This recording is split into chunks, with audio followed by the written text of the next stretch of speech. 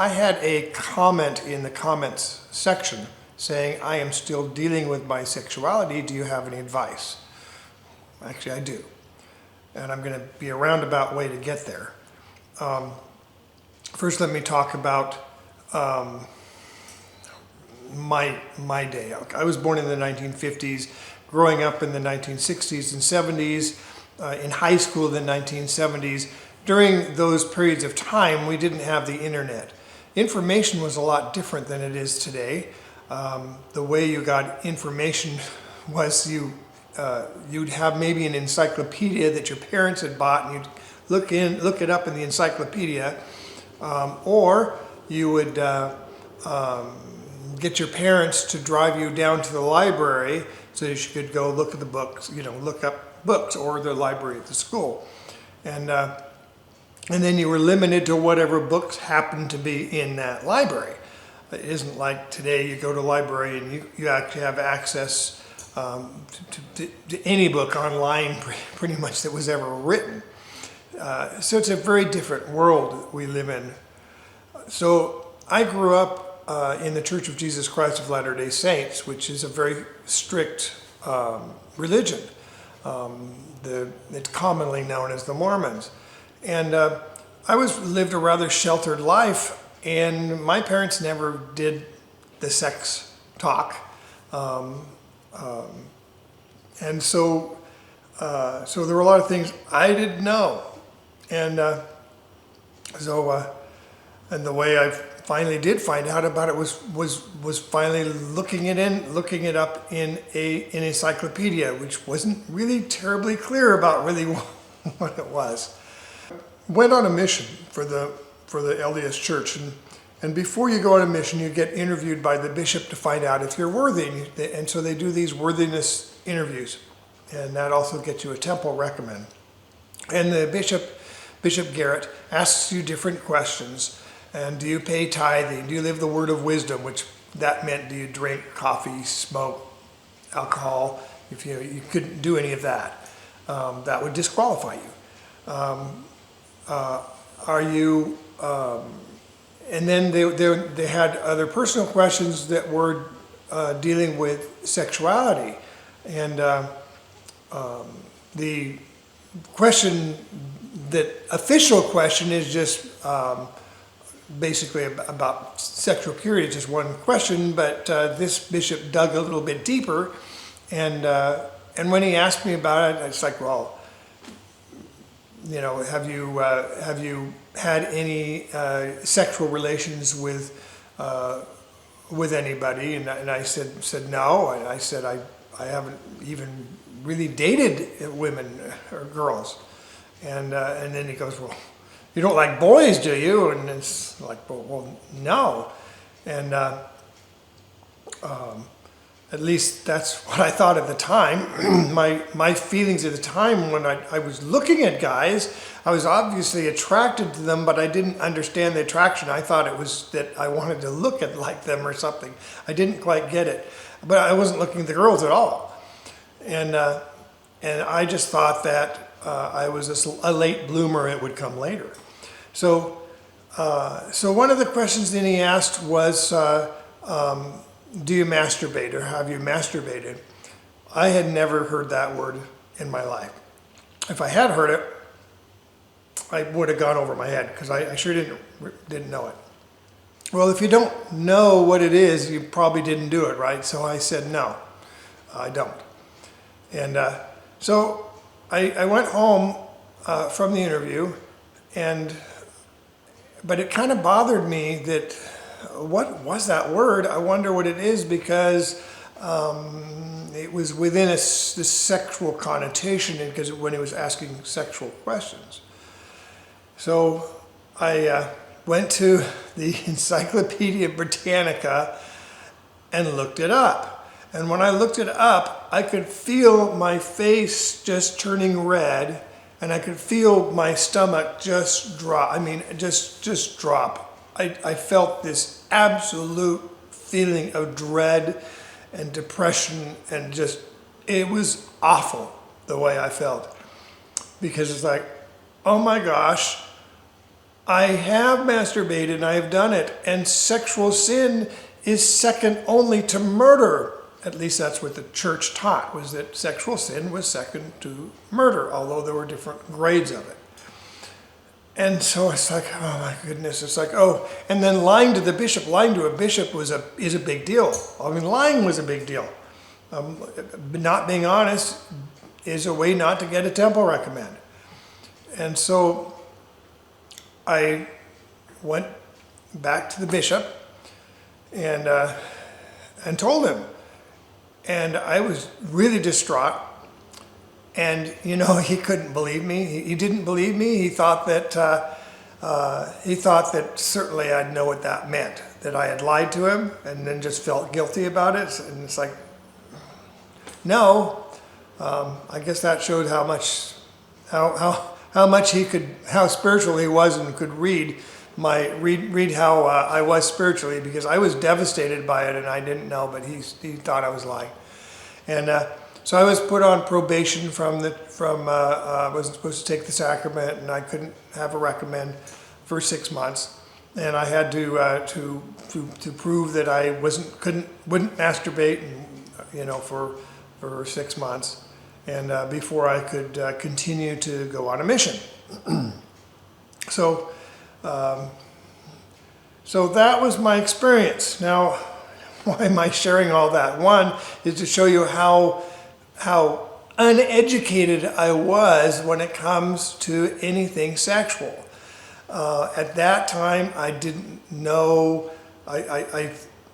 My idea of what a homosexual was, or gay person was someone who wanted to dress like a woman, someone who was flamboyant, you know, hi, you know, someone who was very effeminate.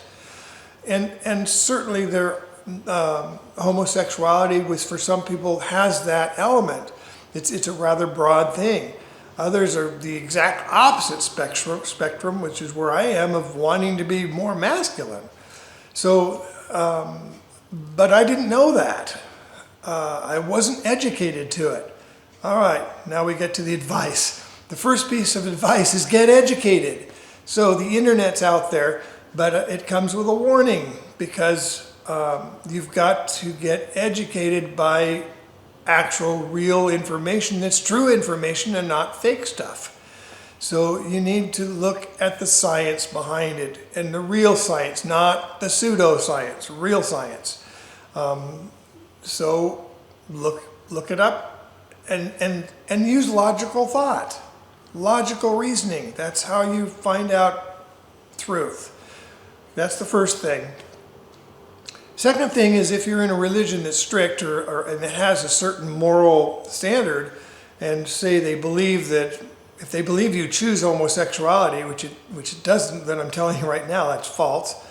But if you're in a church, if your belief system is that is one way, and your sexuality goes against what that belief system is, then you've got to come to terms with it, and you've got to decide what you believe. And you can't decide what you believe. You've got to figure out what is real truth. And again, it deals with self-honesty. This can be a really hard thing. It was extremely difficult for me. You've got to research it out. You need to look at it objectively, very objectively. And you can't go by your feelings. It's got to be a very scientific approach. Then you have to come to terms with, are you going to keep following that particular faith or that particular way of thinking? And now, if you are, you could have a problem. You might have to stay closeted and just deal with that. In my opinion, that's a terrible life. That's my feeling about it. But it's up to you for how you're going to decide to deal with your sexuality. Your sexuality isn't everything about you, by the way, but it's a lot about you. It's a lot of what you are. So accept yourself. That's so important. Just accept who you are. This is what I am. And it doesn't matter what anyone else thinks. That's what you are. Now, you don't have to flaunt it to everybody else of what you are. That's your choice. And I would even give a warning, be careful about flaunting it too much, particularly when you first come out. It can be very uncomfortable. It's very difficult coming out. You don't know how people are going to react. And in my case, I have members of my family that reacted very positively, and I had some of my members of my family that did not react very positively at all. And some wouldn't even talk to me. I also was researching my church and ended up leaving the church based on the information that I had gleaned about it. When I left the church, I lost a lot of friends because most of my friends were in the church. And so that was another thing, is you've got to kind of make new friends. If you need to find kind of a support system, and I ended up making a lot of new friends that happened to be gay, and that was no accident. In making them, I discovered that they're not, gay people aren't that different than straight people. They're not deprived. They're not these evil people. They're not sexually depraved. We're just more normal people. I guess what's normal, right? But by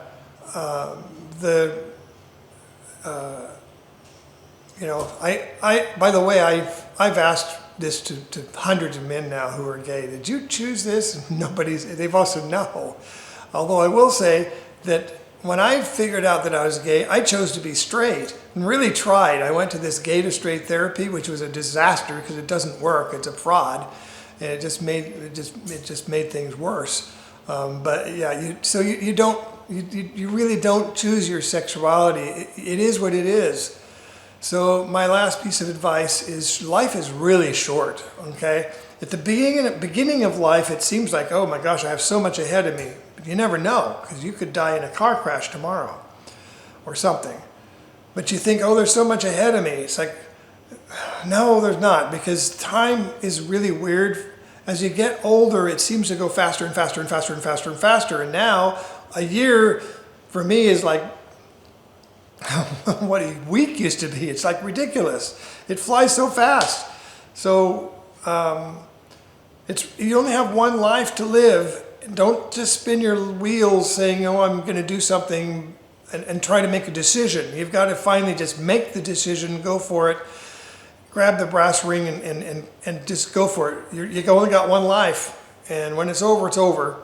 And this is it. This is your time on earth.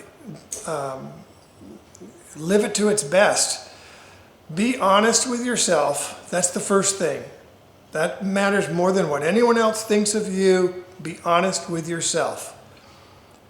And then you go from there. Then you have to deal with others. Now, if other people can't deal with you the way you are and can't accept you the way you are, well, that's their problem. That's not your problem. You might have to part ways with them, but there's other people who will support you and will love you. It's okay, and again, it's okay to love people, and it's okay to love people of other sexes, and it's okay to love people of the same sex. It's okay. There's nothing wrong with it, and that's an important thing. That's my advice. Just go for it, live life, and be happy.